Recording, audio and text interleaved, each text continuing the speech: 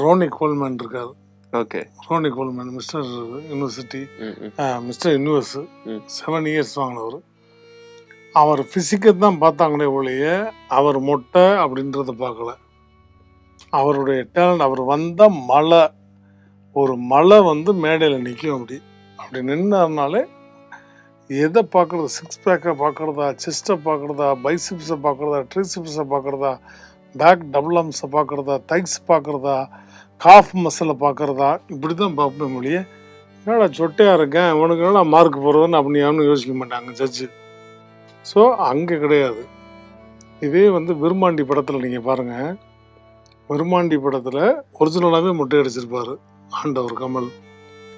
அந்த கிழவி செத்ததுக்கப்புறம் உட்காந்து அப்படியே ஒரிஜினலாக மொட்டை எடுத்து நடிச்சிருப்பார். அதுக்கப்புறம் மொட்டை அடித்து நடிச்சிருப்பார். ஆனால் இந்த படத்தில் 18 நாளில் காலையில் வந்து அவர் சொட்டையாக இருப்பார், மதியத்துக்கு மேலே ஹேரோடு நடிக்கணும். ஸோ 18 நாளில் ஒரு படத்தை முடிக்கிறதுக்கு இப்படி அப்படி இப்படி அப்படின்னு பெரிய போராட்டம் தான் அது. ஸோ அதை சக்ஸஸ்ஃபுல்லாக அவர் பண்ணியிருக்கார்.